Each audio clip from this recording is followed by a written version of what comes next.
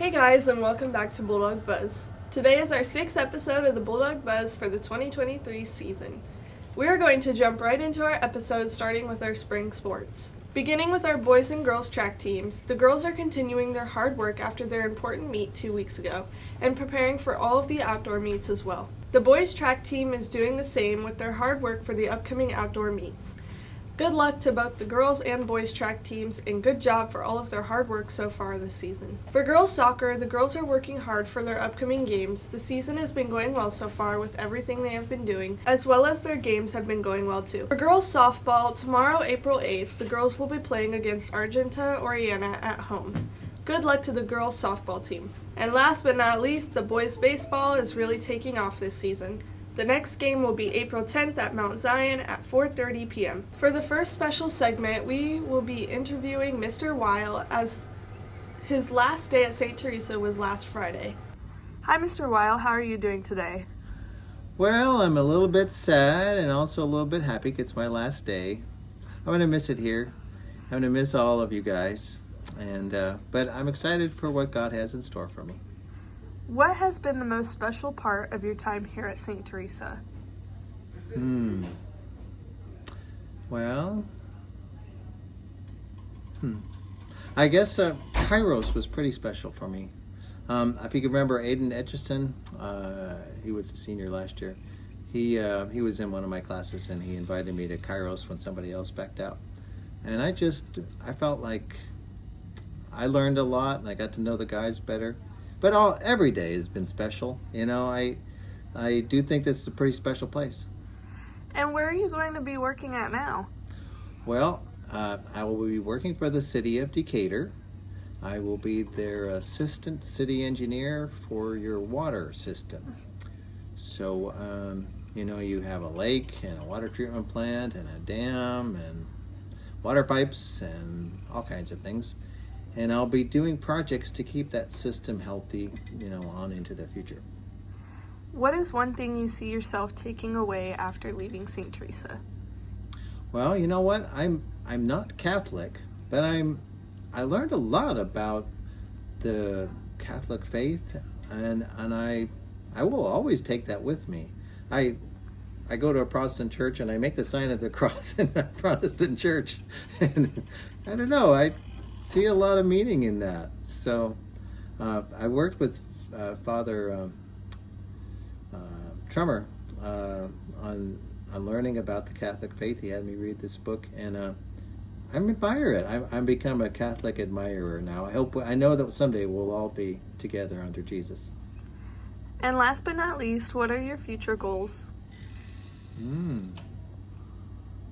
Well, I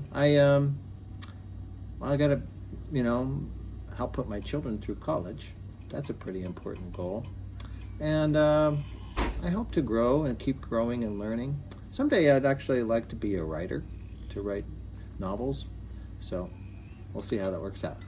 Well, thank you so much for your time, Mr. Weil. We wish you the best of luck, and we will always cherish the time you spent here with us. Oh, thanks, Trista. And I will always remember your singing in the musicals. Now we are moving on to our clubs. The Future Business Leaders of America is continuing their work for the upcoming state conference. Henry Rising is in the finals for international business and community service projects as well. Good job to Henry, and good luck to FBLA in their preparation. Both JV and varsity Scholastic Bowl teams won the History Bowl regionals. Logan Phillips and Paul Candelaria both qualified for the JV History Bee by answering individual questions. Lauren White finished first in the U.S. History Bee, and Logan Phillips finished first for the JV team. Ken Chudum finished first in the U.S. Geography, and Jack Wayne, Logan Phillips, and Seamus Jordan finished first, second, and third in the U.S. Geography Bee. Good job to all the students who placed, and congratulations to both of the Scholastic Bowl teams as well. Now for a very special segment, we have a special guest from WA&D here to speak with us about his job as a news anchor. Now for a very special segment, we have a special guest from WA&D here to speak with us about his job as a news anchor. Hi, Mr. Streety, how are you? I'm doing great. Thanks for having me. Thank you for being here today on Bulldog Buzz. So what drew you to considering a job as a news anchor? Oh, that's a very good question. Well, when I was a student at St. Teresa High School, I used to play around on a tape recorder, interviewing my friends. Can you believe this? And play as sort of a news person. And when I actually got to Southern Illinois University, Carbondale, after graduating, I said, communication sounds like a good field for me to go into. Kind of relates back to what I like to do in terms of playing around. So never thought about being a news anchor, okay? Never crossed my mind. News kind of opened up as an opportunity as my first job out of college, specifically in radio. So my first job actually was in radio, where I would anchor newscasts, and that led to my job in television as reporter and eventually anchor. So it was nothing immediate. Yeah. And what are the duties of a news anchor? Typical duties: we oversee the newscasts, oversee the writing. We talk with producers and reporters about the stories they're working on, so we have a better understanding of what the news is about that day, so that we're not simply reading you the news, but we're actually relaying and relating the news to you. So I want to tell you a story. And what kind of qualities do you believe a news anchor should possess to be successful? Well, I think a big part of that is a keen understanding of communication. Really, when we talk to the viewer, we come into their home. So we're not trying to, what can I say, talk down to you. We're not necessarily trying to talk over your head. We're trying to meet you where you are. People are busy. A lot of people are doing the dishes when they're at home, so we need to make you pay attention to what's important, but at the same time, keep it accurate, keep it informational, and keep you updated as well. So the duties are varied. It's more of an overview of what's going on, but most importantly, it's the integrity of the newscast. And describe to me your daily routine. Daily routine usually starts with a meeting in the afternoon. When I get there, my shift usually is remote. There's really no shift when it comes to news. But starts with a news meeting, an assignment meeting about what are the stories of the day. What are the reporters working on? Is there bills at the Capitol that we're following? Maybe it's your water bill might increase tonight because of a city council vote. Maybe there's funding from the governor that could come to your school. What it will do to maybe build a new school in your community. So our assignment editor, there are different roles in the newsroom beyond anchor, obviously. There are reporters, producers, there is a news director, there's an assistant news director, there's an assignment editor. So there's many players, there's an orchestra of people who collect the news of the day. And when I get there, we talk about what is important. What are we going to, how much time are we going to give each story, right? Not every story will get the same amount of time as another story. Maybe there's a fire in your neighborhood. You're going to turn on the news to find out what happened. Who was in that house? Is everybody okay? So a typical news day, there is no such thing, but the duties and how I start my day, or a typical day, generally starts with what's going on and how we're going to cover it. And how do you stay motivated in this job? Motivation comes in a lot of different areas. I think motivation has to come with what you care about. What do you think people should care about? People tell you what they care about. It's not always about what you're trying to guess people are feeling, but you have to be out there to get the feedback from the community. They can email the newsroom, they can call the newsroom, they might stop you in the grocery store with an idea. So that's kind of how that works. Which guest did you enjoy interviewing the most? Oh, guest? Boy, there's been a variety of guests that I've interviewed, but I'm trying to think. I've had the opportunity to interview some pretty big newsmakers, the Reverend Jesse Jackson many years ago. I've been up close to Barack Obama, President Clinton. I didn't interview them per se, but you know what?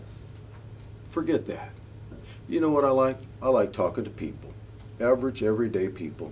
And I remember talking to a man who, his name was Max Rowe, and he had turned 90 years old, and he promised his grandson he'd swim the Mississippi River, okay?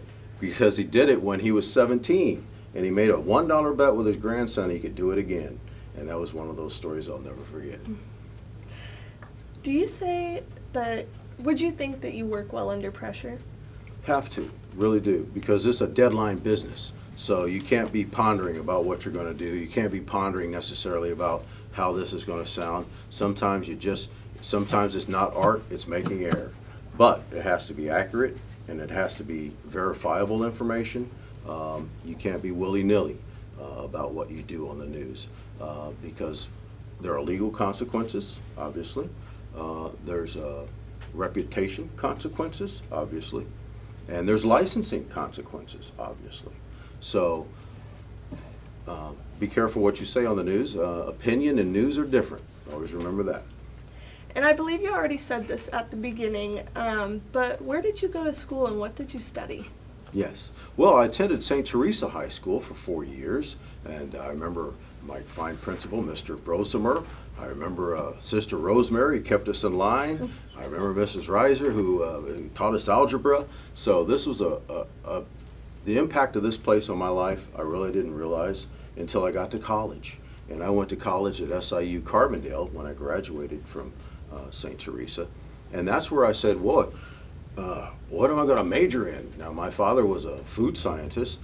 I was never a scientist-oriented person, science-oriented. Mine was more communication. So went to Southern Illinois University at Carbondale for 4 years, attended St. T from 81 to 85, and then Carbondale from 85 to 89, and majored in radio, television, and minored in public relations.